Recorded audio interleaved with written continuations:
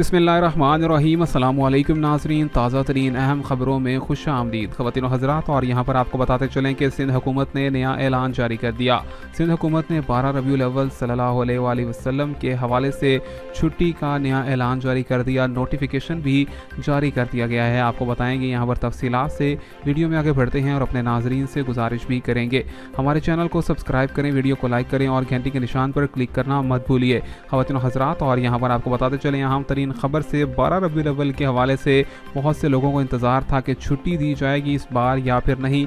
तो सिंध हुकूमत ने कराची, हैदराबाद और यहाँ पर सिंध के तमाम तर शहरों में आम तातील का ऐलान कर दिया है। बताया गया है कि यहाँ पर 19 अक्टूबर को यहाँ पर सिंध के अंदर मुकम्मल तौर पर आम तातील होगी। और इसी के साथ साथ ये भी बताया गया है कि पाबंदी रहेगी यहाँ पर डबल और ट्रिपल सवारी पर, जबकि मुख्तलिफ इलाकों में यहाँ पर जहाँ से भी जुलूस रवाना होंगे वहाँ पर कुछ देर के लिए जुज़वी तौर पर मोबाइल फ़ोन सर्विस को भी बंद रखा जाएगा।